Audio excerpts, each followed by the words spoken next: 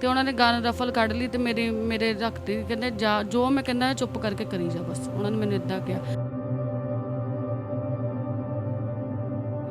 ਤੇ ਮੇਰੇ ਨਾਲ ਉਹਨਾਂ ਨੇ ਜੋ ਮੇਰੇ ਨਾਲ ਉਹਨਾਂ ਨੇ ਰੇਪ ਕੀਤਾ ਤੇ ਬਸ ਮੈਂ ਉਸ ਤੋਂ ਬਾਅਦ ਸਦਮੇ 'ਚ ਹੀ ਪਹੁੰਚ ਗਈ ਵੀ ਮੇਰੇ ਨਾਲ ਅੱਜ ਹੋ ਕੀ ਗਿਆ ਜਿਹੜਾ ਮੈਂ ਜ਼ਿੰਦਗੀ 'ਚ ਨਹੀਂ ਸੋਚ ਸਕਦੀ।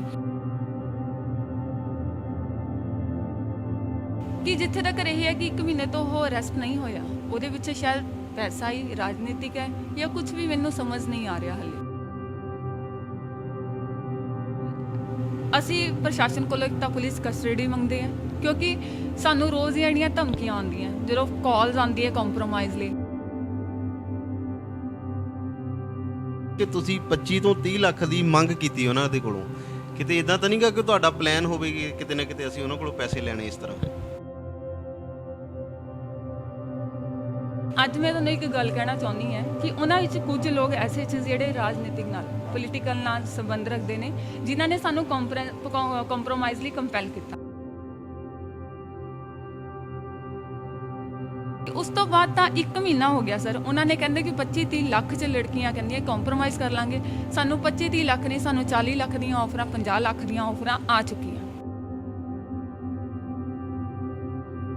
ਜੇ ਅਸੀਂ ਇਦਾਂ ਹੀ ਪੈਸਾ ਕਮਾਉਣਾ ਹੁੰਦਾ, ਸ਼ਾਇਦ ਅਸੀਂ ਅੱਜ ਕਿਰਾਏ ਤੇ ਧੱਕੇ ਨਾ ਖਾਂਦੀਆਂ ਤੇ ਅਸੀਂ ਆਪਣੇ ਮਾਪਿਆਂ ਨੂੰ ਇੱਕ ਅੱਛਾ ਜਿਹਾ ਘਰ, ਹਰ ਇੱਕ ਤਰ੍ਹਾਂ ਦੀ ਐਸ਼ੋ ਆਰਾਮ ਹੁੰਦਾ ਸਾਡੇ ਕੋਲ।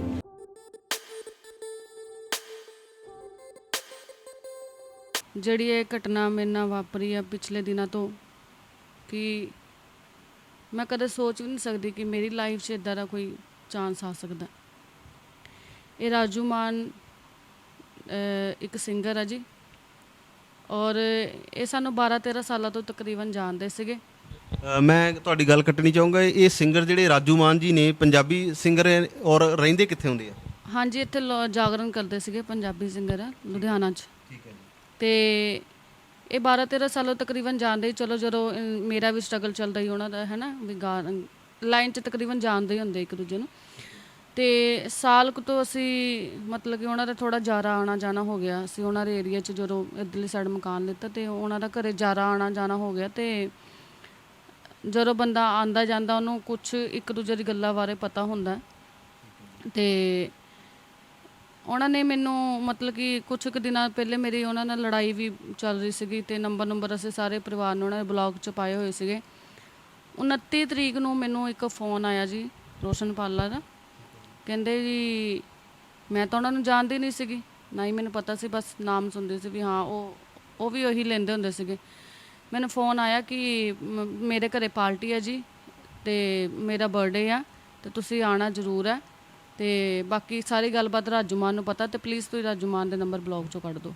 ਠੀਕ ਹੈ। ਯਾਨੀ ਕਿ ਇੱਕ ਸਿੰਗਰ ਤੁਹਾਨੂੰ ਕਿਸੇ ਗਾਹਕ ਦੇ ਕੋਲ ਲੈ ਕੇ ਗਿਆ ਜਿਨ੍ਹਾਂ ਦੇ ਘਰ ਆਪਣੇ ਕੋਈ ਫੰਕਸ਼ਨ ਸੀਗਾ, ਤੁਹਾਨੂੰ ਸਿੰਗਿੰਗ ਕਰਵਾਉਣੀ ਸੀ? ਹਾਂਜੀ, ਉਹਨਾਂ ਨੇ ਮੈਨੂੰ ਸਿੰਗਿੰਗ 'ਤੇ ਬੁਲਾਇਆ ਸੀਗਾ। ਠੀਕ ਹੈ। ਹਾਂਜੀ, ਉਹਨਾਂ ਦੇ ਘਰੇ 5 ਤਰੀਕ ਦੀ ਪਾਰਟੀ ਸੀਗੀ। ਚਲੋ ਫੰਕਸ਼ਨ ਵਗੈਰਾ ਹੋ ਗਿਆ, ਬ੍ਰਦਰ ਮੇਰਾ ਨਾਲ ਗਿਆ। ਆਖਿਰ ਪਾਪਾ, ਬ੍ਰਦਰ, ਸਿਸਟਰ ਕੋਈ ਨਾ ਕੋਈ ਮੇਰੇ ਨਾਲ ਜ਼ਰੂਰ ਜਾਂਦਾ, ਬੈਂਡ ਤਾਂ ਪੂਰਾ। ਤੇ ਅਸੀਂ ਪ੍ਰੋਗਰਾਮ ਕਰਕੇ ਬਸ ਘਰੇ ਆ ਗਏ ਅਸੀਂ। ਠੀਕ ਹੈ। ਉਸ ਪ੍ਰੋਗਰਾਮ ਦੇ ਵਿੱਚ ਤੁਸੀਂ ਆਪਣੀ ਸਿੰਗਿੰਗ ਦੀ ਪਰਫਾਰਮੈਂਸ ਕੀਤੀ? ਹਾਂਜੀ। ਠੀਕ ਹੈ। ਹਾਂਜੀ, ਮੈਂ ਸਿੰਗਿੰਗ ਦੀ ਪਰਫਾਰਮੈਂਸ ਕੀਤੀ ਕੁਛ, ਤੇ ਪ੍ਰੋਗਰਾਮ ਤਾਂ ਅੱਛਾ ਰਿਹਾ। ਚਲੋ ਜਿੱਦਾਂ ਵੀ ਆਵੇ, ਜਿੱਦਾਂ ਤੁਹਾਨੂੰ ਆਪਾਂ ਕਰਦੇ ਹੀ ਆ। ਗੱਲ ਕੱਟਣੀ ਚਾਹੂੰਗਾ, ਵਿੱਚ ਦਰਸ਼ਕਾਂ ਦੇ ਕਮੈਂਟ ਆਉਣਗੇ ਕਿ ਜਿਹੜੀ ਸਿੰਗਿੰਗ ਤਾਂ ਬੰਦ ਹੈ ਫਿਲਹਾਲ, ਉਹ ਨਹੀਂ ਚੱਲਦੀ ਪਈ ਹੈ। ਵਿੱਚ ਕਮੈਂਟ ਵੀ ਆਉਣਗੇ, ਇਦਾਂ ਦੀ ਗੱਲ ਉੱਠੇਗੀ ਕਿ ਇਹ ਸਿੰਗਿੰਗ ਘਰ ਦੇ ਵਿੱਚ ਸੀਗੀ ਜਾਂ ਛੋਟਾ ਜਿਹਾ ਕਿਸੇ ਰੈਸਟੋਰੈਂਟ ਜਾਂ ਹਾਲ ਦੇ ਵਿੱਚ ਸੀਗੀ? ਉਹਨਾਂ ਦੇ ਘਰ 'ਚ ਹੀ ਪਾਰਕ ਸੀਗਾ, ਉੱਥੇ ਉਹਨਾਂ ਨੇ ਸਿਰਫ 20-25 ਮੈਂਬਰ ਹੀ ਬੁਲਾਏ ਸੀਗੇ। ਘਰ ਵਿੱਚ ਛੋਟਾ ਜਿਹਾ ਫੰਕਸ਼ਨ ਸੀ ਰੱਖਿਆ ਹੋਈ, ਬਰਥਡੇ ਪਾਰਟੀ ਛੋਟੀ ਜਿਹੀ ਰੱਖੀ ਸੀ ਉਹਨਾਂ ਨੇ। ਹਾਂਜੀ, ਰੋਸ਼ਨ ਪਾਲੇ ਦੇ ਘਰੇ। ਹਾਂਜੀ, ਤੇ 6 ਤਰੀਕ ਨੂੰ ਉਹ ਚਲੋ 5 ਨੂੰ ਸਾਨੂੰ ਜਿੱਦਾਂ ਆਪਾਂ ਪ੍ਰੋਗਰਾਮ ਲਾਉਂਦੇ ਘਰੇ ਆ ਜਾਂਦੇ ਛੱਡ ਕੇ, ਕੋਈ ਗੱਲ ਨਹੀਂ, ਕੋਈ ਵਾਸਤਾ ਨਹੀਂ। ਤੇ 6 ਨੂੰ ਵੀ ਨਹੀਂ ਕੋਈ ਗੱਲ ਹੋਈ। 7 ਤਰੀਕ ਨੂੰ ਉਹਨਾਂ ਨੇ ਕਿਹਾ, ਤੇ 7 ਤਰੀਕ ਨੂੰ ਮੈਨੂੰ ਕਾਲ ਆ ਰਹੀ ਆ, ਜੋ ਕਿ ਮੇਰੇ ਕੋਲ ਵਗੈਰਾ ਰਿਕਾਰਡਿੰਗ ਪਈ ਆ ਰਾਜੂ ਮਾਨ ਦੀ। ਤੇ ਉਹ ਕਹਿ ਰਹੇ ਆ ਕਿ ਇਹ 9 ਤਰੀਕ ਦਾ ਇੱਕ ਪ੍ਰੋਗਰਾਮ ਹੈ, ਤੇ ਪ੍ਰੋਗਰਾਮ ਦੇ ਬਹਾਨੇ ਉਹਨਾਂ ਨੇ ਮੈਨੂੰ ਬਹਾਨਾ ਲਗਾਇਆ, ਔਰ ਕਹਿੰਦੇ ਨਾਲੇ ਤੇਰੇ ਬੈਂਕ 'ਚ ਨਾ 1-2 ਲੱਖ ਦੀ ਐਂਟਰੀ ਮੈਂ ਕਰਵਾ ਦਿੰਦਾ, ਤਾਂ ਕਿ ਤੇਰਾ ਬਾਹਰਲਾ ਤੇਰੇ ਹੈ ਨਾ ਬੰਦਾ ਪਿਆ ਤੇ ਤੈਨੂੰ ਕੰਮ ਆਉਂਗੇ, ਐਂਟਰੀਆਂ ਤੇਰੇ ਕੰਮ ਆਉਣਗੀਆਂ। ਮੈਨੂੰ ਇਹ ਉਹਨਾਂ ਨੇ ਗੱਲ ਕਹੀ। ਤੇ ਮੈਂ ਕਿਹਾ ਮੈਂ ਬਿਮਾਰ ਬਹੁਤ ਹੈ, ਐਕਚੁਅਲੀ ਮੇਰੇ ਕੋਲ ਉੱਠਿਆ ਵੀ ਨਹੀਂ ਜਾ ਰਿਹਾ, ਤੇ ਤੁਸੀਂ ਇੱਦਾਂ ਕਰੋ, ਮੇਰੀ ਬੈਂਕ ਦੀ ਕਾਪੀ ਲੈ ਜਾਓ, ਜਿਸ ਤਰ੍ਹਾਂ ਕਿ ਪ੍ਰੋਗਰਾਮ ਦਾ ਸਵਾਲ ਆ ਤੁਸੀਂ ਆਪੇ ਬੁੱਕ ਕਰਕੇ ਆ ਜਾਓ, ਤੇ ਕੋਈ ਗੱਲ ਨਹੀਂ ਆਪਾਂ ਲਾ ਦਾਂਗੇ, ਹੈ ਨਾ। ਤੇ ਕਹਿੰਦੇ ਨਹੀਂ ਨਹੀਂ, ਕਹਿੰਦੇ ਵੀ ਤੈਨੂੰ ਬੈਂਕ ਤਾਂ ਜਾਣਾ ਪੈਣਾ ਮੇਰੇ ਨਾਲ, ਤੇ ਕਹਿੰਦੇ ਮੈਂ ਕੋਈ ਗੱਲ ਨਹੀਂ ਆਉਣਾ। ਤੇ ਉਹ ਮੇਰੇ ਘਰੇ ਆ ਗਏ, ਮਤਲਬ ਕਿ ਜਿੱਦਾਂ ਹੁਣ ਆਨੇ ਜਾਂਦੇ ਸੀ ਅੱਗੇ ਵੀ, ਕਦੇ ਇਦਾਂ ਦੀ ਮਨ 'ਚ ਗੱਲ ਨਹੀਂ ਸੀ ਹੈ ਨਾ। ਤੇ ਉਹ ਮੈਨੂੰ ਘਰੋਂ ਲੈ ਗਏ, ਘਰੋਂ ਲੈ ਕੇ ਗਏ। ਤੇ ਮੈਂ ਕਿਹਾ ਜਦੋਂ ਉਹਨਾਂ ਨੇ ਗੱਡੀ ਰੋਕੀ ਆਫਿਸ ਦੇ ਬਾਹਰ, ਤੇ ਮੈਂ ਉਹਨਾਂ ਨੂੰ ਕਿਹਾ, ਮੈਂ ਕਿਹਾ ਆਪਾਂ ਤਾਂ ਬੈਂਕ ਜਾਣਾ ਸੀਗਾ। ਤੇ ਮੈਂ ਕਿਹਾ ਇੱਥੇ ਕੌਣ ਹੈ, ਇੱਥੇ ਕੀ ਆਪਾਂ ਕਰਨ ਆਏ? ਕਹਿੰਦੇ ਨਹੀਂ, ਇਹ ਭਾਜੀ ਦਾ ਆਫਿਸ ਹੈ ਜਿਨ੍ਹਾਂ ਦੇ ਆਪਾਂ ਪਰਸੋਂ ਪ੍ਰੋਗਰਾਮ ਲਾਇਆ ਸੀਗਾ। ਉਹਨਾਂ ਕੋ ਮਤਲਬ ਕਿ ਆਪਾਂ ਉਹਨਾਂ ਦੇ ਬੈਂਕ 'ਚ ਕਹਿੰਦੇ ਲੱਖ 2 ਕਰੋੜ ਰੁਪਏ ਦੀ ਲਿਮਟ ਹੁੰਦੀ, ਉਸ ਤੋਂ ਵੱਧ ਨਹੀਂ ਕਰਾ ਸਕਦੇ 1 ਸਾਲ ਦੀ। ਤੇ ਤਾਂ ਕਰਕੇ ਇਹਨਾਂ ਕੋਈ ਆਪਾਂ ਪੈਸੇ ਲੈ ਕੇ ਐਂਟਰੀਆਂ ਕਰਾਉਣੀਆਂ ਗਿਆ। ਚਲੋ ਵਿਸ਼ਵਾਸ ਕਰਕੇ ਉਹਨਾਂ ਦੀ ਗੱਲ ਤੇ ਮੈਂ ਚੱਲ ਗਈ। ਮੈਂ ਕਿਹਾ ਚਲੋ ਹੈ ਨਾ। ਤੇ ਆਫਿਸ ਗਏ, ਆਫਿਸ ਜਦੋਂ ਬੈਠੇ ਆ ਤੇ ਪਾਣੀ ਵਗੈਰਾ ਪੀਤਾ, ਤੇ 5-7 ਮਿੰਟਾਂ ਬਾਅਦ ਰਾਜੂਮਾਨ ਆਫਿਸ ਵਿੱਚ ਇੱਕ ਉਹਨਾਂ ਦੇ ਜਿਹੜੀ ਲੇਡੀਜ਼ ਕੰਮ ਕਰਦੀ ਉਹ ਸੀ, ਰੋਸ਼ਨਪਾਲਾ, ਤੇ ਰਾਜੂਮਾਨ ਸੀ, ਤੇ ਇੱਕ ਬੰਦਾ ਹੋਰ ਸੀ ਜਿਹੜਾ ਉਹਨਾਂ ਦਾ ਕੰਮ ਕੁਮ ਕਰਦਾ ਨਾ। ਤੇ 5 ਮਿੰਟਾਂ ਬਾਅਦ ਰਾਜੂਮਾਨ ਉਹਨੂੰ ਕਹਿਣ ਲੱਗ ਗਿਆ ਕਿ ਭਾਜੀ ਉੱਪਰ ਚੱਲਦੇ ਆ ਰੋਸ਼ਨਪਾਲੇ ਨੂੰ। ਤੇ ਜਦੋਂ ਅਸੀਂ ਉੱਪਰ ਗਏ ਤੇ ਉੱਪਰ ਵੀ ਉਹ ਖਾਣ ਪੀਣ ਲੱਗ ਗਏ ਨਾ, ਉਹ ਆਲਰੇਡੀ ਡਰਿੰਕ ਵਗੈਰਾ ਲੈ ਕੇ ਬੈਠੇ ਸੀ। ਤੇ ਮੈਨੂੰ ਮੈਂ ਕਿਹਾ ਮੈਂ ਨਹੀਂ, ਤੇ ਅਸੀਂ ਕੋਲਡ ਡਰਿੰਕ ਵਗੈਰਾ ਪੀਤੀ, ਚਲੋ ਖਾਧਾ ਪੀਤਾ। ਤੇ 10 ਕੁ ਮਿੰਟਾਂ ਬਾਅਦ ਰਾਜੂਮਾਨ ਜੀ ਬਹਾਨਾ ਹੀ ਲਾਉਣ ਲੱਗੇ, ਮੇਰੇ ਨਾ ਮੰਮਾ ਦਾ ਫੋਨ ਆਇਆ ਜੀ, ਉਹ ਉੱਥੇ ਖੜੇ ਆ, ਉਹਨਾਂ ਦੇ ਬੈਂਕ 'ਚ ਵੀ ਪੈਸੇ ਆਏ ਆ, ਤੇ ਮੈਂ ਜਰਾ ਮੰਮੀ ਨੂੰ ਬੈਂਕ ਲੈ ਕੇ ਜਾਣਾ ਹੈਗਾ। ਮੈਂ ਕਿਹਾ ਫਿਰ ਮੈਂ ਇੱਥੇ ਬਹਿ ਕੇ ਕੀ ਕਰਨਾ, ਮੈਂ ਵੀ ਚਲਦੀ ਤੁਹਾਡੇ ਨਾਲ ਹੈ ਨਾ। ਤੇ ਕਹਿੰਦੇ ਨਹੀਂ ਨਹੀਂ ਤੂੰ ਇੱਥੇ ਬਹਿ, ਇੱਦਾਂ ਦੀ ਕੋਈ ਗੱਲ ਨਹੀਂ ਹੈਗੀ। ਮੈਂ ਕਿਹਾ ਮੈਂ ਇੱਥੇ ਬਹਿ ਕੇ ਕੀ ਕਰੂੰਗੀ, ਮੈਨੂੰ ਵੀ ਨਾਲ ਲੈ ਚੱਲੋ। ਕਹਿੰਦਾ ਨਹੀਂ ਮੰਮਾ ਉੱਥੇ ਖੜੇ ਆ, ਧੁੱਪੇ ਸੜ ਰਹੇ ਆ, ਮਦਰ ਇਨ ਲੋ ਮੇਰੇ ਖੜੇ ਆ, ਵੀ ਤੂੰ ਮੈਂ ਹੁਣੀ ਆ ਜਾਣਾ, 5 ਮਿੰਟ ਦੀ ਗੱਲ ਹੈ, ਨਾਲ ਹੀ ਆਫਿਸ ਤੋਂ ਬੈਂਕ ਉਹਨਾਂ ਦਾ। ਚਲੋ ਮੈਂ ਤਾਂ ਵੀ ਉਹਨਾਂ ਦੀ ਗੱਲ 'ਤੇ ਯਕੀਨ ਕਰ ਲਿਆ, ਮੈਨੂੰ ਉਹਨੂੰ ਛੱਡ ਕੇ ਉਹ ਤਾਂ ਚੱਲ ਗਏ ਉਹ ਆਪ। ਜਿੱਦੀ ਉਹ ਨਿਕਲਿਆ ਉੱਥੋਂ ਦੀ ਉਸ ਤੋਂ ਬਾਅਦ ਫਿਰ ਰੋਸ਼ਨਪਾਲੇ ਨੇ ਅੰਦਰੋਂ ਕੁੰਡੀ ਲਾ ਲਈ। ਤੇ ਮੈਂ ਉਹਨਾਂ ਨੂੰ ਕਿਹਾ, ਮੈਂ ਕਿਹਾ ਮੈਂ ਵਾਸ਼ਰੂਮ ਜਾਣਾ ਚਾਹੁੰਦੀ ਹਾਂ। ਤੇ ਉਹ ਕਹਿੰਦਾ ਨੀਚੇ ਤਾਂ ਜਾਣਾ ਨਹੀਂ ਹੈਗਾ, ਜਾਣਾ ਤਾਂ ਉੱਪਰ ਜਾ। ਤੇ ਉੱਪਰ ਜਦੋਂ ਗਈ ਉੱਥੇ ਮਤਲਬ ਸੀਮਟ ਜਿਹੜਾ ਵਾਸ਼ਰੂਮ ਬਣਿਆ ਸੀ, ਨਾ ਉੱਥੇ ਖਿੜਕੀ ਸੀ ਨਾ ਦਰਵਾਜ਼ਾ। ਜਦੋਂ ਮੈਂ ਵਾਸ਼ਰੂਮ ਕਰਨ ਗਈ, ਮੈਂ ਦੱਸ ਨਹੀਂ ਸਕਦੀ ਉੱਥੇ ਮਤਲਬ ਕਿ ਜਿਹੜੀ ਉਹਨਾਂ ਨੇ ਹਰਕਤ, ਉਹ ਖੁਦ ਹੀ ਉੱਥੇ ਆ ਕੇ ਖੜ ਗਏ। ਮੈਂ ਕਿਹੜੇ ਮੂੰਹ ਨਾਲ ਦੱਸਾਂ। ਜਦੋਂ ਮੈਂ ਨੀਚੇ ਆਈ, ਨੀਚੇ ਆ ਕੇ ਉਹਨਾਂ ਨੇ ਆਪਣੀ ਰਫਲ ਕੱਢ ਲਈ, ਕਹਿੰਦੇ ਵੀ ਜੋ ਮੈਂ ਕਹਿੰਦਾ ਪਿਆ ਉਹ ਕਰ, ਕਿਉਂਕਿ ਪੈਸਾ ਮੇਰੇ ਕੋਲ ਬਹੁਤ ਆ, ਅਪਰੋਚ ਮੇਰੀ ਬਹੁਤ ਹੈ, ਤੇ ਰੋਲਾ ਪਾਉਣ ਦਾ ਇੱਥੇ ਕੋਈ ਫਾਇਦਾ ਨਹੀਂ। ਤੇ ਮੈਨੂੰ ਮਤਲਬ ਕਿ ਉਹਨਾਂ ਨੇ ਧਮਕੀ ਵਗੈਰਾ ਦਿੱਤੀ। ਮੈਂ ਇੰਨੀ ਕੁ ਡਰ ਗਈ, ਸਹਿਮ ਗਈ, ਕਿਉਂਕਿ ਜਿਸ ਲੜਕੀ ਨੇ ਸ਼ੁਰੂ ਤੋਂ ਜਾਗਰਣ ਨਹੀਂ ਕੀਤੇ ਆ, ਸਮਾਜ ਕੋ ਉਹਨੂੰ ਇੱਜ਼ਤ ਨਹੀਂ ਮਿਲਦੀ ਆ ਰਹੀ ਆ, ਅੱਜ ਤੱਕ ਉਹਨੇ ਇੱਦਾਂ ਦਾ ਕੋਈ ਭਾਣਾ ਨਹੀਂ ਵਰਤਿਆ। ਉਸ ਟਾਈਮ ਉਸ ਲੜਕੀ ਦੇ ਦਿਲ ਤੇ ਕੀ ਬੀਤੀ ਹੋਣੀ, ਤੁਸੀਂ ਸਾਰੇ ਜਾਣੇ ਸਮਝਦਾਰ ਹੋ। ਤੇ ਉਹਨਾਂ ਨੇ ਗਨ ਰਫਲ ਕੱਢ ਲਈ ਤੇ ਮੇਰੇ ਰੱਖਤੀ, ਕਹਿੰਦੇ ਜਾ, ਜੋ ਮੈਂ ਕਹਿੰਦਾ ਚੁੱਪ ਕਰਕੇ ਕਰੀ ਜਾ ਬਸ। ਉਹਨਾਂ ਨੇ ਮੈਨੂੰ ਇੱਦਾਂ ਕਿਹਾ। ਤੇ ਮੇਰੇ ਨਾਲ ਉਹਨਾਂ ਨੇ ਜੋ ਮੇਰੇ ਨਾਲ ਉਹਨਾਂ ਨੇ ਰੇਪ ਕੀਤਾ, ਤੇ ਬਸ ਮੈਂ ਉਸ ਤੋਂ ਬਾਅਦ ਸਦਮੇ 'ਚ ਹੀ ਪਹੁੰਚ ਗਈ ਵੀ ਮੇਰੇ ਨਾਲ ਅੱਜ ਹੋ ਕੀ ਗਿਆ, ਜਿਹੜਾ ਮੈਂ ਜ਼ਿੰਦਗੀ 'ਚ ਨਹੀਂ ਸੋਚ ਸਕਦੀ। ਤੇ ਮੈਂ ਭੱਜੀ ਜਦੋਂ ਨੀਚੇ ਆਈ, ਤੇ ਨੀਚੇ ਜਦੋਂ ਆ ਕੇ ਦੇਖਿਆ ਤੇ ਰਾਜੂਮਾਨ ਨੀਚੇ ਬੈਠਾ ਸੀਗਾ। ਤੇ ਤੁਸੀਂ ਆਪਣਾ ਉਹਨਾਂ ਨੂੰ ਦੱਸੀ ਨਹੀਂ ਸਟੋਰੀ ਕਿ ਮੇਰੇ ਨਾਲ ਇਦਾਂ ਹੋਇਆ, ਜਬਰ ਜਨਾਹ ਹੋਇਆ ਮੇਰੇ ਨਾਲ? ਰਾਜੂਮਾਨ ਨੂੰ ਮੈਂ ਕਿਹਾ ਮੈਂ ਘਰੇ ਜਾਣਾ ਬਸ। ਉਸ ਟਾਈਮ ਜਦੋਂ ਮੈਨੂੰ ਇਹ ਸੀ, ਮੈਂ ਕਿਹਾ ਕਿਸੇ ਤਰ੍ਹਾਂ ਮੈਂ ਘਰੇ ਪਹੁੰਚਾ ਆਪਣੇ, ਵੀ ਇਸ ਟਾਈਮ ਮੈਨੂੰ ਬਹੁਤ ਜ਼ਿਆਦਾ ਉਹ ਹੋ ਰਿਹਾ। ਮੈਂ ਘਰੇ ਜਦੋਂ ਗੱਡੀ 'ਚ ਬੈਠੇ, ਗੱਡੀ 'ਚ ਬਹਿ ਕੇ ਮੈਂ ਉਹਨਾਂ ਨੂੰ ਬਹੁਤ ਬੋਲਿਆ, ਕਿਉਂਕਿ ਮੇਰੇ ਕੋਲ ਕੋਈ ਕਨਵੀਨੀਅੰਸ ਨਹੀਂ ਸੀਗੀ। ਔਰ ਦੂਸਰੀ ਗੱਲ ਇਹ ਹੈ ਕਿ ਮੈਂ ਲੁਧਿਆਣੇ 'ਚ ਰਹਿੰਦੀ ਜ਼ਰੂਰ ਹੈ, ਕਦੀ ਮਤਲਬ ਪ੍ਰੋਗਰਾਮ 'ਤੇ ਜਾਣਾ ਜਾਂ ਕਿਤੇ ਆਉਣਾ ਜਾਣਾ ਇੰਨਾ ਮੈਂ ਸ਼ਹਿਰ ਦਾ ਨਹੀਂ ਪਤਾ ਰਸਤਾ। ਤੇ ਮੈਨੂੰ ਇਹ ਸੀ ਮੈਂ ਘਰੇ ਪਹੁੰਚਾ। ਤੇ ਜਦੋਂ ਮੈਂ ਗੱਡੀ 'ਚ ਬੈਠੀ ਨਾ, ਗੱਡੀ 'ਚ ਬਹਿ ਕੇ ਉਹਨਾਂ ਨੇ ਬਹੁਤ ਬੋਲੀ। ਮੈਂ ਕਿਹਾ ਅੱਜ ਜੋ ਵੀ ਮੇਰੇ ਨਾਲ ਹੋਇਆ ਨਾ, ਜੋ ਵੀ ਕਰਾਇਆ, ਮੈਂ ਕਿਹਾ ਚੀਪ ਹਰਕਤ, ਇੰਨੇ ਤੁਸੀਂ ਘਟੀਆ ਇਨਸਾਨ ਹੋ। ਤੇ ਮੈਨੂੰ ਉਹ ਕਹਿ ਰਹੇ ਗੱਡੀ 'ਚ, ਕਹਿੰਦੇ ਤੇਰੇ ਨਾਲ ਹੋਇਆ ਕੀ ਆ, ਕੀ ਹੋਇਆ ਤੇਰੇ ਨਾਲ? ਮੈਂ ਕਿਹਾ ਕੋਈ ਗੱਲ ਨਹੀਂ। ਮੈਨੂੰ ਇਹ ਸੀ ਮੈਂ ਮਤਲਬ ਮੇਰਾ ਸਮਝ ਨਹੀਂ ਆ ਰਿਹਾ ਸੀ ਮੈਂ ਕਿੱਦਾਂ ਆਪਣੇ ਆਪ ਨੂੰ ਕੰਟਰੋਲ। ਮੈਂ ਘਰੇ ਆ ਕੇ ਮੈਨੂੰ ਇਹ ਸੀ ਮੈਂ ਆਪਣੇ ਮੰਮੀ ਪਾਪਾ ਨੂੰ ਕਿੱਦਾਂ ਦੱਸਾਂ, ਕਿਉਂਕਿ ਮੇਰੇ ਫਾਦਰ ਸਾਹਿਬ ਅਟੈਕ ਦੇ ਮਰੀਜ਼ ਆ, ਜਿਨ੍ਹਾਂ ਨੂੰ ਦਸੰਬਰ 'ਚ ਵੀ ਅਟੈਕ ਆ ਗਿਆ, ਔਰ ਲੋਕਡਾਊਨ ਵਿੱਚ ਵੀ ਉਹਨਾਂ ਨੂੰ ਅਟੈਕ ਹੁਣੀ ਆ ਕੇ ਹਟਿਆ। ਤੇ ਮੈਂ ਕਿਹਾ ਆਪਣੇ ਫਾਦਰ ਸਾਹਿਬ ਜਿਨ੍ਹਾਂ ਨੇ ਮੈਨੂੰ ਹੱਥ 'ਚ ਦੇਖੋ, ਇੱਕ ਬਾਪ ਦੀ ਬੇਟੀ ਆ, ਉਹਦੇ ਨਾਲ ਇਹ ਹਾਦਸਾ ਹੋ ਜਾਓ, ਉਹ ਬੇਟੀ ਕਿੱਦਾਂ ਦੱਸਿਆ ਇੱਕ ਬਾਪ ਨੂੰ ਵੀ ਮੇਰੇ ਨਾਲ ਅੱਜ ਆਹ ਹੋ ਗਿਆ ਹਾਦਸਾ ਮੰਮੀ ਪਾਪਾ। ਮੈਂ ਮਤਲਬ ਆਪਣੇ ਆਪ ਨੂੰ ਅੰਦਰ ਮੈਂ ਰੋਈ ਗਈ। ਉਦੋਂ ਮੈਂ ਮਤਲਬ ਦਵਾਈ ਦੂਈ ਲੈ ਕੇ ਮੈਂ ਬਿਮਾਰ ਬਹੁਤ ਸੀ, ਮੈਂ ਸੋ ਗਈ। ਫਿਰ ਮੈਂ ਸਦਮੇ 'ਚ ਮੈਨੂੰ ਇੰਨਾ ਕੁ ਉਹ ਹੋ ਗਈ, ਘਬਰਾਹਟ ਹੋ ਰਹੀ ਸੀ। ਮੈਂ ਆਪਣੇ ਮਾਂ ਪਿਓ ਨੂੰ 2 ਦਿਨਾਂ ਬਾਅਦ ਮੈਂ ਆਪਣੇ ਆਪ ਨੂੰ, ਆਪਣੀ ਦੀਦੀ ਨੇ ਮੈਨੂੰ ਬੋਲਿਆ, ਦੀਦੀ ਕਹਿੰਦੇ ਵੀ ਤੂੰ ਅੱਗੇ ਚਲ ਠੀਕ ਹੈ, ਤੂੰ ਬਿਮਾਰ ਆ, ਵੀ ਉੱਠ ਕੇ ਕੰਮ ਕੁਮ ਕਰ, ਜਿੱਦਾਂ ਭੈਣਾਂ ਆਪਸ 'ਚ ਲੜਦੀਆਂ ਹੁੰਦੀਆਂ ਵੀ ਅੱਜ ਮੈਂ ਭਾਂਡੇ ਧੋ ਲਏ ਤੇ ਝਾੜੂ ਪੋਚੇ ਤੂੰ ਲਾ। ਜਿੱਦਾਂ ਮੈਨੂੰ ਉਦੋਂ ਦੀਦੀ ਕਹਿੰਦਾ ਹੁਣ ਤੂੰ ਉੱਠ ਭਾਂਡੇ ਭੁੰਡੇ ਮਾਰ। ਆ ਕੇ ਤੁਸੀਂ, ਮੈਂ ਤੁਹਾਡੀ ਗੱਲ ਕੱਟਦਾ, ਤੁਸੀਂ ਘਰ ਆ ਕੇ ਘਰਦਿਆਂ ਨੂੰ ਕੋਈ ਸਟੋਰੀ ਜਾਂ ਆਪਣੀ ਸਿਸਟਰ ਨੂੰ ਜਾਂ ਕਿਸੇ ਨੂੰ ਦੱਸੀ ਨਹੀਂ? ਮੈਂ ਭਾਜੀ ਬੋਲ ਹੀ ਨਹੀਂ ਪਾਈ। ਮਤਲਬ ਕਿ ਮੈਨੂੰ ਇੰਨਾ ਕੁ ਦਿਮਾਗ ਤੇ ਮੇਰੇ ਡਿਪਰੈਸ਼ਨ ਚਲ ਗਿਆ, ਮੈਂ ਡਿਪਰੈਸ਼ਨ 'ਚ ਚਲ ਗਈ ਉਦੋਂ। ਤੇ 2 ਦਿਨ ਪਰ ਤੁਹਾਡੀ ਦੇਖੋ ਜੀ, ਤੁਸੀਂ ਵਾਰਦਾਤ ਤੁਹਾਡੇ ਨਾਲ 7 ਤਰੀਕ ਨੂੰ ਹੋਈ ਜੀ? ਹਾਂਜੀ। ਤੁਸੀਂ ਐਫ ਆਈ ਆਰ ਮੇਰੇ ਹਿਸਾਬ ਨਾਲ ਜੋ ਮੇਰੇ ਕੋਲ ਤੁਸੀਂ ਦੱਸਿਆ ਕਿ 13 ਤਰੀਕ ਨੂੰ ਕਰਵਾਈ ਹੈ, ਫਿਰ ਮੈਡਮ ਲਗਭਗ ਇੱਕ ਹਫ਼ਤੇ ਦਾ ਡਿਲੇ ਤੁਸੀਂ ਕਿਉਂ ਕੀਤਾ? ਮੈਂ ਉਹੀ ਤੁਹਾਨੂੰ ਦੱਸ ਰਹੀ ਹਾਂ, ਮੈਂ 2 ਦਿਨ ਤਾਂ ਡਿਪਰੈਸ਼ਨ 'ਚ ਰਹੀ ਔਰ ਉਸ ਤੋਂ ਬਾਅਦ ਮੈਂ ਆਪਣੀ ਦੀਦੀ ਨੂੰ ਦੱਸਿਆ ਅਗਲੇ ਦਿਨ, ਹੈ ਨਾ। ਤੇ ਜਦੋਂ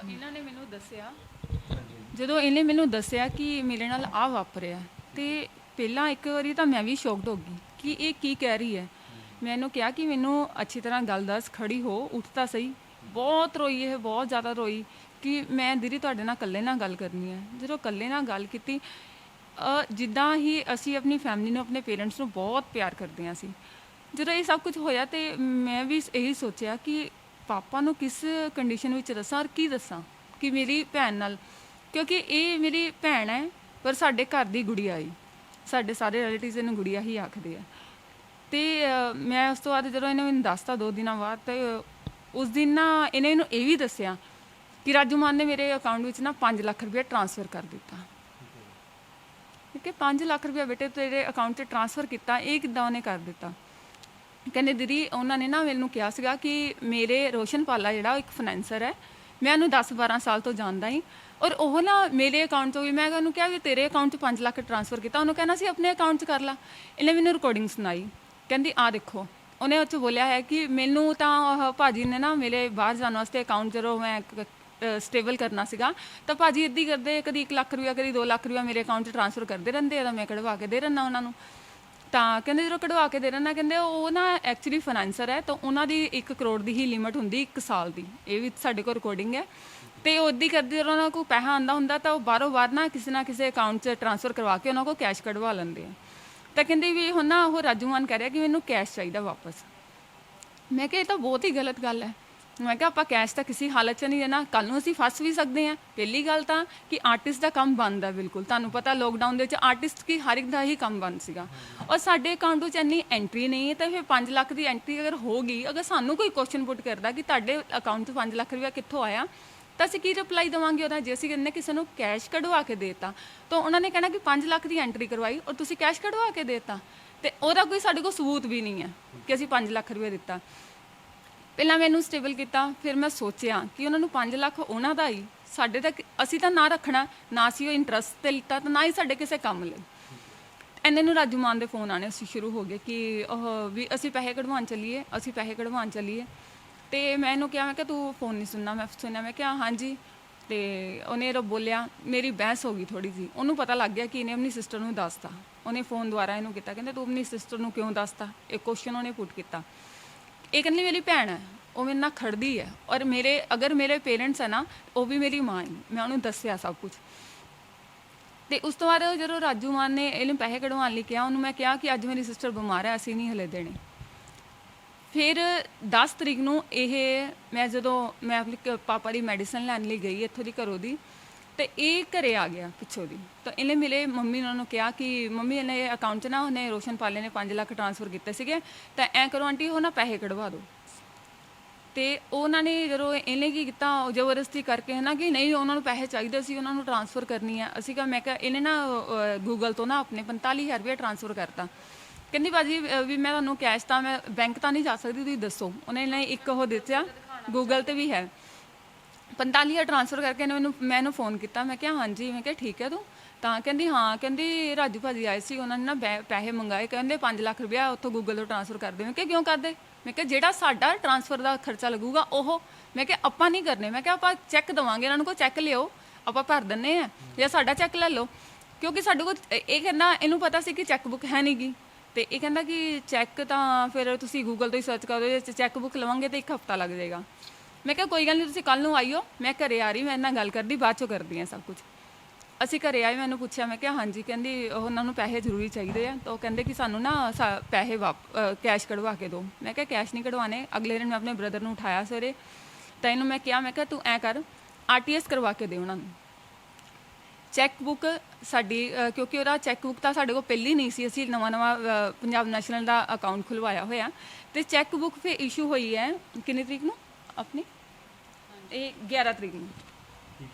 11 ਤਰੀਕ ਨੂੰ ਚੈੱਕ ਬੁੱਕ ਇਸ਼ੂ ਹੋਈ ਹੈ, ਡੇਟ ਪਈ ਹੋਈ ਆ। ਤੇ ਇਹ ਪਹਿਲੀ ਚੈੱਕ ਬੁੱਕ ਹੈ, ਬੈਂਕ 'ਚ ਖਾਤਾ ਵੀ ਨਵਾਂ ਹੀ ਔਰ ਚੈੱਕ ਬੁੱਕ ਵੀ ਪਹਿਲੀ ਹੈ।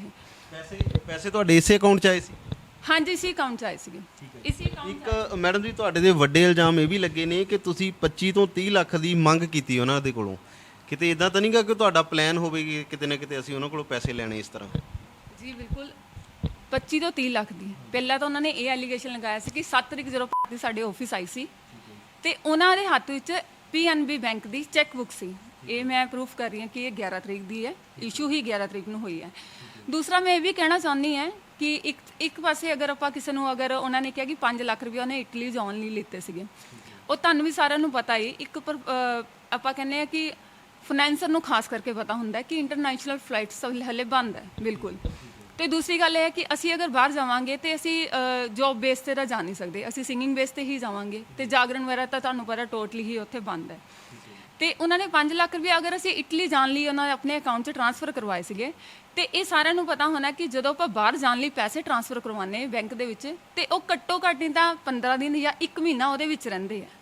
ਉਹ ਆਪਾਂ 2 ਦਿਨ ਬਾਅਦ ਹੀ ਵਾਪਸ ਨਹੀਂ ਦੇ ਦਿੰਦੇ, ਕਿਉਂਕਿ ਜਦ ਤੱਕ ਉੱਥੇ ਦੀ ਏਜੰਸੀ ਕੀ ਨਾਮ ਹੈ ਅੰਬੈਸੀ ਚੈੱਕ ਨਹੀਂ ਕਰ ਲੈਂਦੀ ਸਾਡਾ ਬੈਂਕ ਅਕਾਊਂਟ, ਜਦ ਤੱਕ ਅਸੀਂ ਉਹਨੂੰ ਕਢਵਾ ਨਹੀਂ ਸਕਦੇ। ਉਹ ਸਟੇਬਲ ਹੋਣੇ ਚਾਹੀਦੇ ਸਾਡੇ ਅਕਾਊਂਟ ਵਿੱਚ। ਤੁਸੀਂ ਮੈਨੂੰ ਕੁਐਸਚਨ ਪੁੱਟ ਕੀਤਾ ਕਿ ਫਿਰ ਅਸੀਂ ਉਹਨੂੰ ਰਾਜਮਾਨ ਨੂੰ ਟ੍ਰਾਂਸਫਰ ਨਹੀਂ ਸੀ, ਅਸੀਂ RTS ਕਰਵਾ ਕੇ ਦਿੱਤੀ। ਉੱਥੇ ਵੀ ਜਦੋਂ ਇਹ ਮੇਰੀ ਸਿਸਟਰ ਮੇਰੇ ਬ੍ਰਦਰ ਨਾਲ ਗਈ ਤੇ ਉੱਥੇ ਰਾਜਮਾਨ ਵੀ ਉੱਥੇ ਪਹੁੰਚ ਕੇ ਉਹਨੇ ਚੈੱਕ ਬੁੱਕ ਸਾਡੀ ਇਸ਼ੂ ਨਹੀਂ ਹੋ ਰਹੀ ਸੀ, ਉਹ ਹੋਣੀ ਸੀ 1 ਹਫ਼ਤੇ ਬਾਅਦ, ਕਿਉਂਕਿ ਉੱਥੇ ਭਾਰਤੀ ਦਾ ਨੇਮ ਹੋਣਾ ਸੀ। ਤੇ ਉਹਨਾਂ ਨੇ ਕਿਸੇ ਕੋਲੋਂ ਫੋਨ ਕਰਵਾਇਆ ਪੰਜਾਬ ਨੈਸ਼ਨਲ ਬੈਂਕ ਵਿੱਚ ਔਰ ਵਿਦਆਊਟ ਨੇਮ ਚੈੱਕ ਬੁੱਕ ਇਸ਼ੂ ਕਰਵਾਈ ਇੱਕ ਨਵੀਂ। ਫਿਰ 1 ਹਫ਼ਤੇ ਬਾਅਦ ਸਾਡੀ ਨਾਮ ਦੀ ਚੈੱਕ ਬੁੱਕ ਸਾਡੇ ਘਰੇ ਆਈ। ਇਹ ਤਾਂ ਹੋ ਗਿਆ ਇਹਨਾਂ ਨਾਲ 5 ਲੱਖ ਦਾ ਜਿਹੜਾ ਇਹਨਾਂ ਨੇ ਕਿਹਾ ਸੀਗਾ। ਤੇ ਉਸ ਤੋਂ ਬਾਅਦ ਜਿਹੜਾ ਤੁਸੀਂ ਕਹ ਰਹੇ 25-30 ਲੱਖ ਰੁਪਈਆ, ਇਹ ਉਹਨਾਂ ਨੇ ਕਿਹਾ ਕਿ 25-30 ਲੱਖ ਰੁਪਈਆ ਕੁੜੀਆਂ ਮੰਗ ਰਹੀਆਂ ਕਿ ਉਹ ਉਹਨਾਂ ਦਾ ਪਲਾਨ ਸੀਗਾ। ਜੇ ਸਾਡਾ ਪਲਾਨ ਨਹੀਂ ਸੀਗਾ ਤਾਂ ਸ਼ਾਇਦ ਅਸੀਂ ਇਹ ਕਾਨਫਰੰਸ ਵਗੈਰਾ ਨਾ ਕਰਦੇ, ਕਿਉਂਕਿ ਹਰ ਇੱਕ ਲੜਕੀ ਨੂੰ ਆਪਣੀ ਇੱਜ਼ਤ ਪਿਆਰੀ ਹੁੰਦੀ ਹੈ। ਕਿਤੇ ਇਦਾਂ ਤਾਂ ਨਹੀਂ ਗਾ ਜੀ ਕਿ ਤੁਸੀਂ 25-30 ਲੱਖ ਦਾ ਪਲਾਨ ਬਣਾਇਆ ਹੋਵੇ, ਉਹ ਥੋੜੇ ਦੇ ਰਹੇ ਹੋਵੇ, ਕਿਤੇ ਨਾ ਕਿਤੇ ਐਡਜਸਟਮੈਂਟ ਚੱਲਦੀ ਹੋਵੇ ਵੀ ਤੁਸੀਂ ਉਹਨਾਂ ਤੇ ਐਲੀਗੇਸ਼ਨ ਲਾ ਰਹੇ ਹੋ। ਬੰਦਾ ਸੋਚਦਾ ਵੀ ਮੈਂ ਆਪਣੀ ਇੱਜ਼ਤ ਵੀ ਬਚਾਉਣੀ ਆ, ਉਹਨੂੰ ਬਚਾਉਣ ਦੇ ਚੱਕਰ ਦੇ ਵਿੱਚ ਬੰਦਾ ਕਹਿੰਦਾ ਚਲੋ ਜੇ ਜ਼ਿਆਦਾ ਹੀ ਖਹਿੜਾ ਨਹੀਂ ਛੱਡਦੀ ਤੇ ਤੁਸੀਂ ਆਫਿਸ ਆਏ ਹੋ, ਕੋਈ ਐਲੀਗੇਸ਼ਨ ਮੇਰੇ ਤੇ ਲੱਗੂ, ਬਿਨਾਂ ਗੱਲੋਂ ਮੈਨੂੰ ਕੋਈ ਬਦਨਾਮ ਕਰੂ। ਹੋ ਸਕਦਾ ਉਹਨਾਂ ਨੇ ਤੁਹਾਡੀ 5 ਲੱਖ ਦੀ ਕੋਈ ਮਦਦ ਕਰਤੀ ਵੀ ਬਾਹਰ ਜਾਣਾ ਜੇ ਕਿਸੇ ਤਰ੍ਹਾਂ, ਕਿਉਂਕਿ ਤੁਸੀਂ ਪਰਫਾਰਮ ਵੀ ਕਰਕੇ ਆਏ ਉਹਨਾਂ ਦੇ ਘਰ। ਇਸ ਕੰਡੀਸ਼ਨ ਦੇ ਵਿੱਚ ਦੇਖਦੇ ਹੋਏ ਉਹਨਾਂ ਨੇ ਤੁਹਾਡੀ ਹੈਲਪ ਕਰਤੀ ਹੋਵੇ, ਤੁਸੀਂ ਇਹ ਸਮਝਿਆ ਹੋਵੇ ਕਿ ਸਾਮੀ ਆ, ਅਸੀਂ ਉਹਨਾਂ ਨੂੰ ਕਿਸੇ ਨਾ ਕਿਸੇ ਤਰੀਕੇ ਨਾਲ ਫਸਾ ਲਈਏ। ਇਹ ਵੀ ਇਲਜ਼ਾਮ ਕਿਤੇ ਨਾ ਕਿਤੇ ਅਸੀਂ ਨਹੀਂ ਲਾਵਾਂਗੇ, ਅਸੀਂ ਸਵਾਲ ਨਹੀਂ ਕਰਾਂਗੇ, ਤੁਹਾਡੇ ਤੇ ਇਲਜ਼ਾਮ ਲੱਗੇ ਹੋਏ ਨੇ। ਇਹਨਾਂ ਦਾ ਤੁਸੀਂ ਸਪਸ਼ਟੀਕਰਨ ਦਿਓ, ਕੀ ਗੱਲ ਹੈ ਬਈ ਇਹ ਕਿਤੇ ਐਡਜਸਟਮੈਂਟ ਤਾਂ ਨਹੀਂ ਚਾਹੁੰਦੇ ਸੀ ਤੁਸੀਂ ਇਸ ਤਰ੍ਹਾਂ ਦੀ? ਇਹ ਗੱਲ ਤੁਹਾਡੀ ਬਿਲਕੁਲ ਸਹੀ ਹੈ, ਕਿਉਂਕਿ ਤੁਸੀਂ ਹੀ ਨਹੀਂ ਦੁਨੀਆ ਵੀ ਇਹ ਕੁਐਸਚਨ ਸਾਡੇ ਨਾਲ ਪੁੱਟ ਕਰ ਸਕਦੀ ਹੈ। ਉਹਨਾਂ ਨੇ ਕਿਹਾ ਕਿ ਲੜਕੀਆਂ ਨੇ 25-30 ਲੱਖ ਦੀ ਮੰਗ ਕੀਤੀ ਸੀਗੀ, ਠੀਕ ਹੈ ਨਾ, ਤੇ ਕੀਤੀ ਆ। ਉਹਨਾਂ ਨੇ ਕਿਹਾ ਕਿ ਤੁਹਾਨੂੰ ਇਹ ਦੱਸਦੀ ਕਿ ਜਿੱਦਣ ਅਸੀਂ ਅਰੈਸਟ ਕਰਵਾਇਆ ਰਾਜੂਮਾਨ ਨੂੰ ਤੇ ਉਹਨਾਂ ਦੀ ਵਾਈਫ ਨੂੰ, ਉਹ ਰੋਸ਼ਨ ਪਾਲੇ ਦੀ ਵਾਈਫ ਨੂੰ ਪੁਲਿਸ ਨੇ ਆਪਣੀ ਕਸਟਡੀ 'ਚ ਲਿੱਤਾ ਜਦੋਂ, ਤੇ ਉਹਦੇ ਨਾਲ ਅਸੀਂ ਵੀ ਐਗਰੀ ਹਾਂ ਕਿ ਠੀਕ ਹੈ ਹਰ ਇੱਕ ਲੇਡੀ ਨੂੰ ਥਾਣੇ 'ਚ ਇੱਕ ਨਾਈਟ ਸਟੇ ਨਹੀਂ ਅਸੀਂ, ਹੈ ਨਾ, ਕਿਉਂਕਿ ਹਰ ਇੱਕ ਲੇਡੀ ਨੂੰ ਚਲੋ ਸੇਫਟੀ ਮਿਲਣੀ ਚਾਹੀਦੀ ਹੈ। ਤੇ ਜਦੋਂ ਉਹ ਉੱਥੇ ਪਹੁੰਚ ਗਏ ਸੀ ਉਹਨਾਂ ਨੂੰ ਪਤਾ ਨਹੀਂ ਸੀ ਕਿ ਇਹ ਕੇਸ ਕਹਿੰਦੇ ਕਾਹਦਾ ਪਿਆ ਹੈ। ਤਾਂ ਜਦੋਂ ਉੱਥੇ ਆ ਕੇ ਤਾਂ ਸਭ ਕੁਝ ਉਹਨਾਂ ਨੂੰ SHO ਜਰਨੈਲ ਸਿੰਘ ਜੀ ਕੋ ਪਤਾ ਲੱਗ ਗਿਆ ਸੀ ਨਾ, ਤੇ ਉਹਨਾਂ ਨੇ ਉੱਥੇ ਹੀ ਸਾਨੂੰ ਇਹ ਮਤਲਬ ਕਿ ਕਮਿਟਮੈਂਟ ਕਰਤੀ ਸੀ ਵੀ ਤੁਸੀਂ ਜੋ ਕਹੋਗੇ ਅਸੀਂ ਦੇ ਦਾਂਗੇ। ਤੇ ਅਸੀਂ ਚਾਹੁੰਦੇ ਤਾਂ ਅਸੀਂ ਉਹ FRI ਪੱਕੀ ਨਾ ਕਰਵਾਉਂਦੇ। ਜਿਹਨੂੰ ਪੈਸਾ ਮਿਲ ਰਿਹਾ, ਇੱਕ ਵਾਰੀ FRI ਹੋ ਗਈ ਸੀ, ਉਸ ਤੋਂ ਬਾਅਦ 13 ਅਗਸਤ ਨੂੰ ਸਾਡੀ FRI ਹੋਈ ਹੈ। 14 ਅਗਸਤ ਦਾ ਡੇਟ ਸੀਗੀ, ਉਸ ਤੋਂ ਬਾਅਦ 15 ਅਗਸਤ ਆ ਗਈ, ਠੀਕ ਹੈ। 14 ਅਗਸਤ ਨੂੰ ਐਤਵਾਰ ਸੀਗਾ ਤੇ ਫਿਰ ਉਸ ਤੋਂ ਬਾਅਦ 15 ਅਗਸਤ ਆ ਗਈ। ਤੁਹਾਨੂੰ ਪਤਾ ਕਿ 2 ਛੁੱਟੀਆਂ ਆ ਗਈਆਂ, ਉਹਨਾਂ 'ਚ ਅਸੀਂ FRI ਕਿਤੋਂ ਵੀ ਅਸੀਂ ਵਾਪਸੀ ਲੈ ਸਕਦੇ ਸੀ, ਆਪਣੇ ਬਿਆਨ ਵਾਪਸ ਲੈ ਸਕਦੇ ਸੀਗੇ। ਤੇ 25-30 ਲੱਖ ਦੀ ਰਕਮ ਤੁਸੀਂ ਜਿਹੜੀ ਉਹਨਾਂ ਨੇ ਕਿਹਾ ਹੀ, 25-30 ਲੱਖ ਤਾਂ ਉਦੋਂ ਹੀ ਕਹਿ ਰਹੇ ਉਹ ਤੁਸੀਂ ਜੋ ਕਹੋਗੇ ਉਹ ਦੇਵਾਂਗੇ ਤੁਹਾਨੂੰ, ਠੀਕ ਹੈ ਨਾ। ਇੱਕ ਤੁਸੀਂ ਫਾਈਨੈਂਸਰ ਜਿਹਦਾ ਪੋਸ਼ ਏਰੀਆ ਵਿੱਚ ਇੱਕ ਆਫਿਸ ਹੈ, ਕੁਮਾਰ ਮੰਡੀ ਸਾਡਾ ਲੁਧਿਆਣੇ ਦਾ ਪੋਸ਼ ਏਰੀਆ ਹੈ। ਪੋਸ਼ ਏਰੀਆ 'ਚ ਜੇ ਕੋਈ ਪੈਸੇ ਦੀ ਕੋਈ ਕਮੀ ਨਹੀਂ ਹੈ, ਰਾਜਨੀਤਿਕ ਵਿੱਚ ਉਹ ਹੈਗੇ ਨਹੀਂ, ਠੀਕ ਹੈ ਨਾ। ਤੇ ਜਿੱਦਾਂ ਤੁਹਾਨੂੰ ਪਤਾ ਕਿ ਇੱਕ ਬੰਦੂਕ ਦੇ ਦਮ ਤੇ, ਹੈ ਨਾ, ਮਤਲਬ ਕਿ ਉਹਨਾਂ ਨੇ ਇੱਦਾਂ ਸਭ ਕੁਝ ਕੀਤਾ। ਤੇ ਮੇਰਾ ਕਹਿਣ ਦਾ ਮਤਲਬ ਕਿ ਅਸਲਾ ਵੀ ਹੈ, ਠੀਕ ਹੈ। ਇੰਨਾ ਕੁਝ ਹੋਣ ਦੇ ਬਾਵਜੂਦ ਇੱਕ ਲੜਕੀ ਤਾਂ ਇਹੀ ਚਾਹੇਗੀ ਨਾ, ਅਗਰ ਉਹਨੂੰ 25-30 ਲੱਖ ਰੁਪਇਆ ਮਿਲ ਜਾਵੇ ਤਾਂ ਉਹਨੂੰ ਹੋਰ ਕੀ ਚਾਹੀਦਾ, ਕਿਉਂਕਿ ਅਸੀਂ ਤਾਂ ਰੈਂਟ ਤੇ ਰਹਿੰਦੇ ਹਾਂ, ਫਾਦਰ ਹਾਰਟ ਅਟੈਕ ਦੇ ਮਰੀਜ਼ ਨੇ, ਤੇ ਉਸ ਤੋਂ ਬਾਵਜੂਦ ਘਰ ਦੇ ਵਿੱਚ ਅਸੀਂ 6 ਮੈਂਬਰ ਹਾਂ, ਤੇ ਅਸੀਂ ਸਿਰਫ ਸਿੰਗਿੰਗ ਹੀ ਗਾਉਣਾ ਤੇ ਉਹਨਾਂ ਹੀ ਅਸੀਂ ਜੋ ਵੀ ਸਾਡੇ ਘਰ ਦਾ ਗੁਜ਼ਾਰਾ ਹੁੰਦਾ ਉਹਦੇ ਤੋਂ। 25-30 ਲੱਖ ਰੁਪਇਆ ਉਹਨਾਂ ਨੇ ਸਾਨੂੰ ਹਲੇ ਤੱਕ ਵੀ, ਤੁਸੀਂ ਮੈਂ ਇੱਕ ਨਹੀਂ ਹਲੇ 1 ਮਹੀਨਾ ਹੋਇਆ FRI ਦਰਜ ਹੋਈ ਨੂੰ, ਪਤਾ ਨਹੀਂ ਕਿੱਥੋਂ ਕਿੱਥੋਂ ਦੀ ਲੋਕ, ਅਣਪਛਾਤੇ ਲੋਕ ਜਿਹੜੇ ਸਾਨੂੰ ਜਾਣਦੇ ਵੀ ਨਹੀਂ ਹੈ, ਔਰ ਕੁਝ ਸਾਡੇ ਜਾਣਕਾਰ, ਜਿੱਦਾਂ ਸਾਡੀ ਲਾਈਨ ਸਿੰਗਿੰਗ ਦੀ ਹੈ, ਕੁਝ ਸਿੰਗਰਸ ਵਗੈਰਾ ਉਹਨਾਂ ਵੱਲੋਂ ਆਏ। ਉਹਨਾਂ ਵਿੱਚ ਮਤਲਬ ਕਿ ਅੱਜ ਮੈਂ ਤੁਹਾਨੂੰ ਇੱਕ ਗੱਲ ਕਹਿਣਾ ਚਾਹੁੰਦੀ ਹਾਂ ਕਿ ਉਹਨਾਂ ਵਿੱਚ ਕੁਝ ਲੋਕ ਐਸੇ ਜਿਹੜੇ ਰਾਜਨੀਤਿਕ ਨਾਲ, ਪੋਲੀਟੀਕਲ ਨਾਲ ਸੰਬੰਧ ਰੱਖਦੇ ਨੇ, ਜਿਨ੍ਹਾਂ ਨੇ ਸਾਨੂੰ ਕੰਪਰੋਮਾਈਜ਼ਲੀ ਕੰਪੈਲ ਕੀਤਾ। ਬਟ ਮੈਂ ਉਹਨਾਂ ਦੇ ਨਾਮ ਨਹੀਂ ਲੈਣਾ ਚਾਹੁੰਦੀ।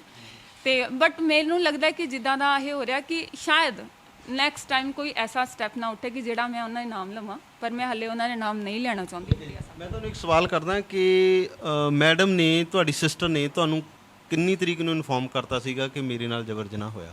ਇਹਨਾਂ ਨੇ ਮੈਨੂੰ ਜਦੋਂ 7 ਤਰੀਕ ਨੂੰ ਇਹ ਹੋਇਆ ਤੇ 2 ਤਰੀਕ ਤੋਂ ਇਹ ਮੈਡੀਸਨ ਚੱਲ ਰਹੀ ਸੀ ਔਰ ਡਾਕਟਰ ਰਿਪੋਰਟ ਸਾਰੀ ਆ ਉਹ, ਤੇ ਮੈਨੂੰ ਲੱਗਾ ਕਿ ਸ਼ਾਇਦ ਜਿੱਦਾਂ 5 ਤਰੀਕ ਨੂੰ ਸ਼ੋਅ ਸੀਗਾ ਨਾ, ਤੇ 6-7 ਨੂੰ ਤੇ 2 ਤਰੀਕ ਦੀ ਤਾਂ ਆਲਰੇਡੀ ਬਿਮਾਰ ਚੱਲ ਰਹੀ ਸੀ। ਮੈਨੂੰ ਲੱਗਾ ਕਿ ਇਹ ਜਿੱਦਾਂ ਮੈਨੂੰ 2 ਦਿਨਾਂ ਬਾਅਦ ਮੈਨੂੰ ਕਿਹਾ, ਮੈਂ ਕਿਹਾ ਵੀ ਮੈਂ ਹੁਣ ਕੰਮ ਕਰਤਾ, ਹੁਣ ਤੇਰਾ ਕੰਮ ਰਹਿ ਗਿਆ, ਇਹ ਥੋੜਾ ਨਾ ਕਿ ਤੂੰ ਸੁੱਤੀ ਰਵੇ। ਮਤਲਬ ਕਿ ਮੈਂ ਨਾ ਮਜ਼ਾਕ ਜਿਹਾ ਕੀਤਾ ਕਿ ਮੰਮੀ ਚਲੋ ਉੱਠੇਗੀ, ਕੰਮ ਕਰੇਗੀ ਆਪਣਾ।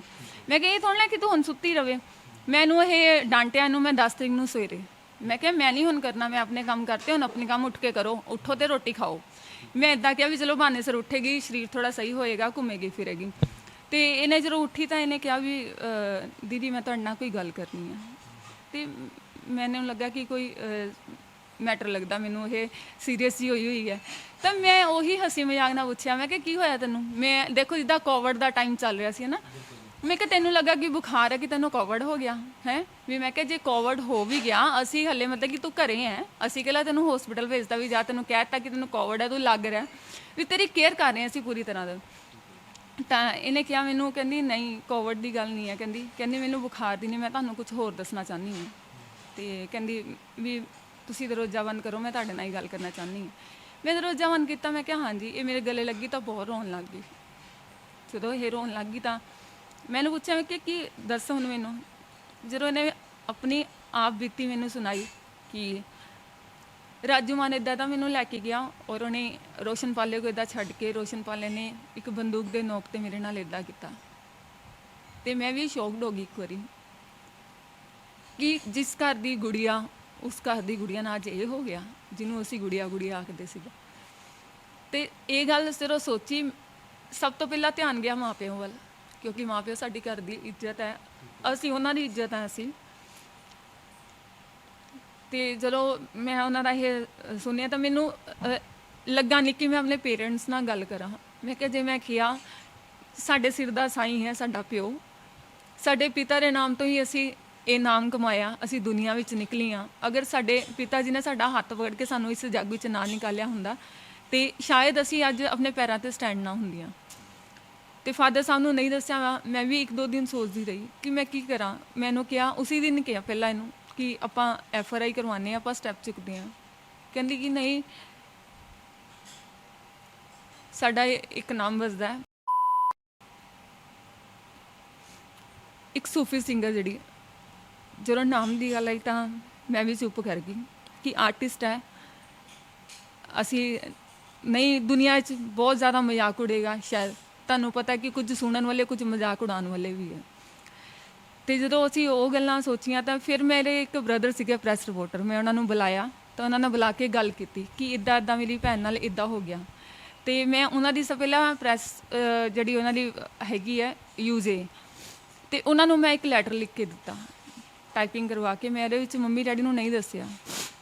ਮੈਨੂੰ ਇਹ ਸੀਗਾ ਕਿ ਚਲੋ ਠੀਕ ਹੈ ਕਿ ਸ਼ਾਇਦ ਉਹ ਉਹਨਾਂ ਨਾਲ ਰੋਸ਼ਨ ਪਾਲੇ ਨੂੰ ਤੇ ਰਾਜੂ ਮਾਨ ਨੂੰ ਹੈ ਨਾ ਕਿਤੇ ਬੁਲਾ ਕੇ ਉਹਨਾਂ ਨੂੰ ਪੁੱਛਣਗੇ ਕਿ ਆ ਕੀ ਕੀਤਾ ਕੀ ਤੁਸੀਂ ਕੁੜੀ ਨਾਲ, ਹੈ ਨਾ।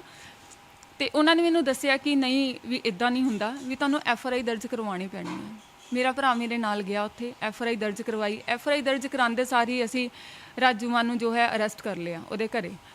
ਪਰ ਰਾਜੂ ਮਾਨ ਨੇ ਉੱਥੇ ਵੀ ਇੱਕ ਗਲਤੀ ਕਰ ਦਿੱਤੀ, ਉਹਨੇ ਬਹੁਤ ਵੱਡੀ ਗਲਤੀ, ਜਿਹਨੂੰ ਕਹਿੰਦੇ ਆਪਾਂ ਕਿ ਸੰਜੋਗ, ਠੀਕ ਹੈ ਨਾ। ਉਹਨੇ ਮਤਲਬ ਕਿ ਉਹਨੂੰ ਇਹ ਹੋਇਆ ਕਿ ਮੈਂ ਰੋਸ਼ਨ ਪਾਲੇ ਨੂੰ 11-12 ਸਾਲ ਤੋਂ ਉਹਨਾਂ ਦਾ ਕਹਿਣਾ ਕਿ 15 ਸਾਲ ਤੋਂ ਜਾਣਦੇ ਆ, 15 ਸਾਲ ਤੋਂ ਜਾਣਦੇ ਆ। ਤੇ ਉਹਨਾਂ ਦੇ ਕਈ, ਮੇਰੇ ਖਿਆਲ ਕਿ ਕਈ ਅਗਰ ਉਹਨਾਂ ਨੇ ਇਹ ਕੰਮ ਕੀਤਾ ਤਾਂ ਸ਼ਾਇਦ ਉਹਨਾਂ ਨੇ ਕਈ ਹੋਰ ਕੰਮਾਂ ਵਿੱਚ ਵੀ ਉਹਨਾਂ ਦਾ ਹੱਥ ਹੋਏਗਾ ਬਰਾਬਰੀ ਦਾ। ਤੇ ਉਹਨਾਂ ਨੇ ਜਦੋਂ ਜਦੋਂ ਪੁਲਿਸ ਨੇ ਰਾਜੂ ਮਾਨ ਨੂੰ ਅਰੈਸਟ ਕੀਤਾ ਤਾਂ ਉਹਦਾ ਫਰਜ਼ ਬਣਦਾ ਸੀ, ਉਹਨੂੰ ਪਤਾ ਹੋਣਾ ਚਾਹੀਦਾ ਕਿ ਡੇ ਇਸ ਟਾਈਮ ਦੇ ਵਿੱਚ 2:30-3 ਵਜੇ ਉਹ ਬੰਦਾ ਆਪਣੇ ਆਫਿਸ ਹੋਏਗਾ। ਉਹਨਾਂ ਨੇ ਗੱਡੀ ਨੂੰ ਘੁਮਾ ਘੁਮੂ ਕੇ ਪੁਲਿਸ ਵਾਲਿਆਂ ਨੂੰ, 2 ਗੱਡੀਆਂ ਸੀਗੀਆਂ ਪੁਲਿਸ ਵਾਲਿਆਂ ਦੀਆਂ, ਘੁਮਾ ਘੁਮੂ ਕੇ ਉਹਨਾਂ ਦੇ ਘਰੇ ਲੈ ਗਏ। ਘਰੇ ਲੈ ਕੇ ਕਿ ਘਰੇ ਰੋਸ਼ਨਪਾਲਾ ਜੀ ਨਹੀਂ ਸੀ, ਉਹਦੀ ਵਾਈਫ ਸੀਗੀ ਤੇ ਉਹਨਾਂ ਦੇ ਬੱਚੇ ਸੀਗੇ, ਉਹਨਾਂ ਦੀ ਮਦਰ ਸੀਗੀ, ਉਹ ਕੋਵਿਡ ਸੀਗਾ। ਤੇ ਉਹਨਾਂ ਨੂੰ ਜਦੋਂ ਲੈ ਕੇ ਗਏ ਘਰੇ ਤਾਂ ਇੰਨੇ ਨੂੰ ਉਹਨਾਂ ਨੂੰ ਆਫਿਸ ਤੇ ਕਨਫਰਮ ਹੋ ਗਿਆ, ਉੱਥੋਂ ਨਿਕਲ ਗਏ। ਠੀਕ ਹੈ, ਤੇ ਉੱਥੋਂ ਦੀ ਵਾਪਸ ਆ ਗਈ ਪਹਿਲਾਂ ਪੁਲਿਸ। ਫਿਰ ਐਸਐਚਓ ਸਾਹਮਣੇ ਮੇਰੇ ਸਾਹਮਣੇ ਫੋਨ ਕੀਤਾ ਪੁਲਿਸ ਵਾਲਿਆਂ ਨੂੰ ਕਿ ਅਗਰ ਉਹਨਾਂ ਦੀ ਵਾਈਫ ਹੈ ਤਾਂ ਉਹਨਾਂ ਨੂੰ ਹੀ ਲੈ ਕੇ ਆਓ। ਜਦੋਂ ਉਹ ਦੁਬਾਰਾ ਗਏ ਤੇ 2 ਘੰਟੇ ਬਾਅਦ ਚਲੋ ਜੋ ਵੀ ਉਹਨਾਂ ਦਾ ਹੋਇਆ ਉਹਨਾਂ ਨੇ ਕੰਟਰੋਲ ਕਰਕੇ ਉਹਨਾਂ ਦੀ ਵਾਈਫ ਨੂੰ ਲੈ ਕੇ ਆਏ ਥਾਣੇ ਵਿੱਚ, ਹੈ ਨਾ। ਤੇ ਉੱਥੇ ਆ ਕੇ ਫਿਰ ਇਦਾਂ ਦੀ, ਉਸ ਤੋਂ ਬਾਅਦ ਤਾਂ 1 ਮਹੀਨਾ ਹੋ ਗਿਆ ਸਰ। ਉਹਨਾਂ ਨੇ ਕਹਿੰਦੇ ਕਿ 25-30 ਲੱਖ 'ਚ ਲੜਕੀਆਂ ਕਹਿੰਦੀਆਂ ਕੰਪਰੋਮਾਈਜ਼ ਕਰ ਲਾਂਗੇ। ਸਾਨੂੰ 25-30 ਲੱਖ ਨਹੀਂ, ਸਾਨੂੰ 40 ਲੱਖ ਦੀਆਂ ਆਫਰਾਂ, 50 ਲੱਖ ਦੀਆਂ ਆਫਰਾਂ ਆ ਚੁੱਕੀਆਂ। ਤੇ ਜਿਨ੍ਹਾਂ ਵਿੱਚ ਵੀ ਕੰਪਰੋਮਾਈਜ਼ ਕਰਾਉਣ ਦੇ ਵਿੱਚ ਵੀ ਤੁਸੀਂ ਇਹ ਸੋਚੋ ਕਿ ਕਿੰਨੇ ਬੰਦਿਆਂ ਦਾ ਹੱਥ ਹੋਏਗਾ। ਪਰ ਸਾਨੂੰ ਇਹਨਾਂ ਪੈਸਿਆਂ ਤੋਂ ਨਹੀਂ ਲੈਣਾ ਦੇਣਾ ਕੁਝ, ਕਿਉਂਕਿ ਪੈਸਾ ਇੱਕ ਇੱਜ਼ਤ ਨਾਲ ਕਮਾਇਆ ਜਾਂਦਾ। ਇੱਕ ਤੁਸੀਂ ਜਾਣਦੇ ਹੋ ਕਿ ਪੈਸਾ ਕਿੱਦਾਂ ਕਮਾਇਆ ਜਾਂਦਾ। ਤੇ ਜੇ ਅਸੀਂ ਇਦਾਂ ਹੀ ਪੈਸਾ ਕਮਾਉਣਾ ਹੁੰਦਾ ਸ਼ਾਇਦ ਅਸੀਂ ਅੱਜ ਕਿਰਾਏ ਤੇ ਧੱਕੇ ਨਾ ਖਾਂਦੀਆਂ ਤੇ ਅਸੀਂ ਆਪਣੇ ਮਾਪਿਆਂ ਨੂੰ ਇੱਕ ਅੱਛਾ ਜਿਹਾ ਘਰ, ਹਰ ਇੱਕ ਤਰ੍ਹਾਂ ਦੀ ਐਸ਼ੋ ਆਰਾਮ ਹੁੰਦਾ ਸਾਡੇ ਕੋਲ। ਤੇ ਪੁਲਿਸ ਦੀ ਕਾਰਵਾਈ ਕਿੱਥੇ ਕੁ ਤੱਕ ਪਹੁੰਚੀ ਹੈ? ਇਹ ਜਿਹੜੀ ਪੁਲਿਸ ਤੋਂ ਤੁਸੀਂ ਐਫਆਈਆਰ ਦਰਜ ਕਰਾਈ ਸੀਗੀ, ਇਹਦੀ ਕਾਰਵਾਈ ਕਿੱਥੇ ਕੁ ਤੱਕ ਪਹੁੰਚੀ ਆ? ਔਰ ਜਿਹੜੇ ਮੁੱਖ ਦੋਸ਼ੀ ਤੁਸੀਂ ਦੱਸਦੇ ਹੋ ਰੋਸ਼ਨਪਾਲਾ ਜੀ ਨੇ, ਤੇ ਉਹਨਾਂ ਦੀ ਅਰੈਸਟ ਹਲੇ ਤੱਕ ਹੋਈ ਜਾਂ ਨਹੀਂ ਹੋਈ? ਮੁੱਖ ਦੋਸ਼ੀ ਰਾਜੂ ਮਾਨ ਤੇ ਰੋਸ਼ਨਪਾਲਾ ਹੀ ਸੀਗੇ। ਰਾਜੂ ਮਾਨ ਦੀ ਅਰੈਸਟ ਪੈ ਗਈ ਤੇ ਰੋਸ਼ਨਪਾਲਾ ਉਦੋਂ ਦਾ ਹਲੇ ਗ੍ਰਿਫਤਾਰ ਨਹੀਂ ਹੋਇਆ। ਤੇ ਹੁਣ ਉਹਨਾਂ ਨੇ ਸਾਡੇ ਉੱਤੇ ਕਾਰਵਾਈ ਲਗਾਈ ਹੈ। ਸਾਨੂੰ ਉਹ ਤੋਂ ਕੋਈ ਪ੍ਰੋਬਲਮ ਨਹੀਂ ਹੈ, ਕਿਉਂਕਿ ਅਗਰ ਆਪਾਂ ਕਹਿੰਦੇ ਹਾਂ ਕਿ ਇੱਕ ਦੋਸ਼ੀ ਹੈ, ਹੋ ਸਕਦਾ ਦੋਨੋਂ ਪਾਸੇ ਵੀ ਹੋ। ਤੁਹਾਡੇ ਤੇ ਕਿਸ ਤਰ੍ਹਾਂ ਦੀ ਕਾਰਵਾਈ ਲਾਈ ਉਹਨਾਂ ਨੇ?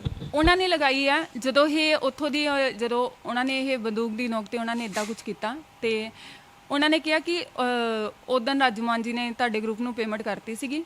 ਤੇ ਉਹਨੇ ਸਭ ਤੋਂ ਪਹਿਲਾਂ ਆਫਿਸ ਵਿੱਚ ਹੀ ਕਿਹਾ ਕਿ ਭਾਰਤੀ ਇੱਦਾਂ ਕਿ ਜਦੋਂ ਇੰਨੀ ਗੱਲ ਹੋਈ ਤਾਂ ਉਹਨਾਂ ਨੇ ਨਾਲ ਹੀ ਕਹਿ ਦਿੱਤਾ ਕਿ ਤੁਹਾਡੇ ਅਕਾਊਂਟ 'ਚ 5 ਲੱਖ ਦੀ ਐਂਟਰੀ ਆ ਗਈ ਹੈ। ਤੇ ਇਹਨੇ ਜਦੋਂ ਦੇਖਿਆ 5 ਲੱਖ ਦੀ ਐਂਟਰੀ, ਕਹਿੰਦੇ ਹਾਂਜੀ ਉਹ 5 ਲੱਖ ਦੀ ਜਿਹੜੀ ਐਂਟਰੀ ਆਈ ਉਹਦਾ ਟਾਈਮ ਨੋਟ ਹੋ ਸਕਦਾ ਹੈ ਕਿਉਂਕਿ ਉਹ ਆਨਲਾਈਨ ਆਈ ਹੈ ਐਂਟਰੀ। ਤੇ ਜਦੋਂ ਇਹ ਗੱਲ ਹੋਈ ਤਾਂ ਉਸ ਤੋਂ ਬਾਅਦ ਉਹਨਾਂ ਨੇ ਉਹ ਕਿਹਾ ਕਿ ਜਦੋਂ ਨੀਚੇ ਜਾਓਗੇ ਤੇ ਕੋਈ ਰੋਲਾ ਰੱਪਾ, ਕੋਈ ਸ਼ੋਰ ਸ਼ਰਾਬਾ ਨਹੀਂ ਹੋਣਾ ਚਾਹੀਦਾ, ਬਿਕੋਜ਼ ਕਿ ਪੈਸਾ ਜਿਹੜਾ ਉਹ ਸਾਡੇ ਪੈਰਾਂ ਦੀ ਧੂਲ ਹੈ।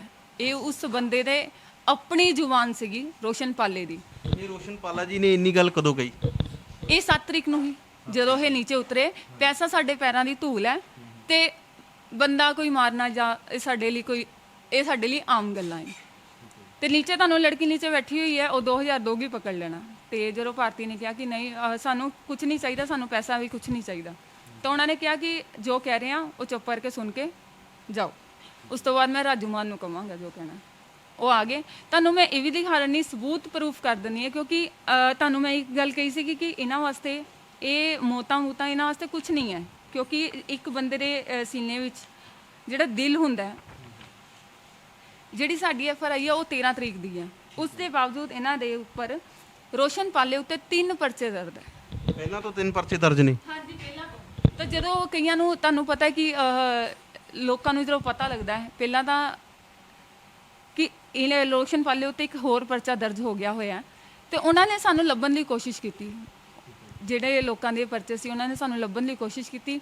1 ਹਫ਼ਤੇ ਬਾਅਦ ਜਦੋਂ ਉਹਨਾਂ ਨੂੰ ਪਤਾ ਲੱਗਾ ਤੇ ਉਹ ਸਾਡੇ ਕੋਲ ਆਏ। ਉਹਨਾਂ ਨੇ ਸਾਨੂੰ ਕਾਲ ਕੀਤੀਆਂ। ਅਸੀਂ ਕਿਸੇ ਦੀ ਕਾਲ ਦਾ ਅਸੀਂ ਮਤਲਬ ਕਿ ਵਿਸ਼ਵਾਸ ਨਹੀਂ ਕਰਦੇ। ਤੁਹਾਨੂੰ ਪਤਾ ਕਿ ਦੁਨੀਆ ਸ਼ਾਇਦ ਇਸ ਟਾਈਮ ਦੇ 'ਚ ਅਸੀਂ ਵਿਸ਼ਵਾਸ ਨਹੀਂ ਵੀ ਕਰ ਸਕਦੇ ਕਿਸੇ ਉੱਤੇ।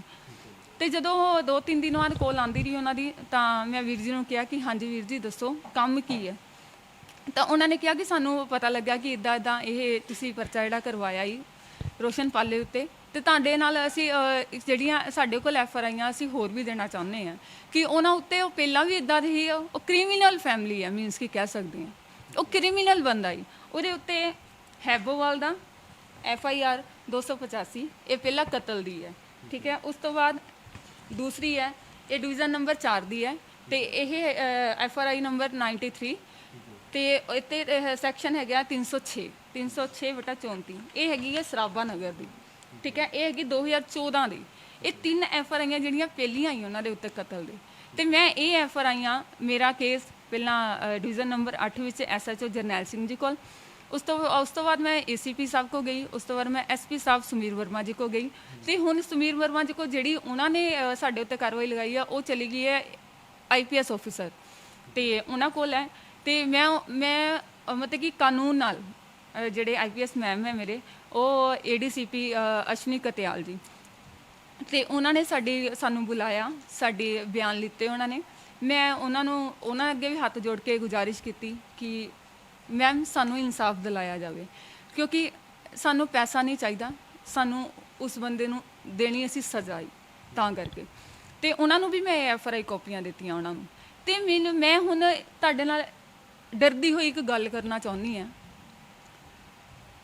ਕਿ ਜਿੱਥੇ ਤੱਕ ਇਹ ਹੈ ਕਿ 1 ਮਹੀਨੇ ਤੋਂ ਉਹ ਅਰੈਸਟ ਨਹੀਂ ਹੋਇਆ, ਉਹਦੇ ਵਿੱਚ ਸ਼ਾਇਦ ਪੈਸਾ ਹੀ ਰਾਜਨੀਤਿਕ ਹੈ ਜਾਂ ਕੁਝ ਵੀ, ਮੈਨੂੰ ਸਮਝ ਨਹੀਂ ਆ ਰਿਹਾ ਹਲੇ, ਕਿਉਂਕਿ ਜੋ ਮੇਰੇ ਦਿਲ ਦੀਆਂ ਗੱਲਾਂ ਹੀ, ਅਸੀਂ ਕਾਨੂੰਨ ਨਾਲ ਕਦੀ ਅਸੀਂ ਮਤਲਬ ਕਿ ਸਾਡੇ ਉੱਤੇ ਕੋਈ ਵੀ ਪਿਛਲਾ ਕੋਈ ਪਰਚਾ, ਕੋਈ ਪੰਚਾਇਤੀ ਫੈਸਲਾ ਜਾਂ ਕੋਈ ਸਾਡੇ ਉੱਤੇ ਕੋਈ ਵੀ ਕਾਰਵਾਈ ਹੋਈ ਹੋਵੇ ਤਾਂ ਸਾਨੂੰ ਇੱਕ ਦਿਖਾ ਦੇਣ। ਅਸੀਂ ਕਦੀ ਥਾਣਿਆਂ ਵਿੱਚ ਨਹੀਂ ਗਏ, ਕੋਈ ਧੱਕੇ ਨਹੀਂ ਖਾਧੇ ਅਸੀਂ, ਤੇ ਉਸ ਦੇ ਬਾਵਜੂਦ ਵੀ ਮੈਨੂੰ ਕੋਈ ਵੀ ਮਤਲਬ ਕਿ ਸਲਿੱਪ ਵਗੈਰਾ ਜਿਹੜੀ ਆਪਾਂ ਕਹਿ ਸਕਦੇ ਹਾਂ, ਜਦੋਂ ਮੈਡੀਕਲ ਹੋਇਆ ਉਹਦੀ ਮੇਰੇ ਕੋਲ ਸਲਿੱਪ ਨਹੀਂ ਹੈ।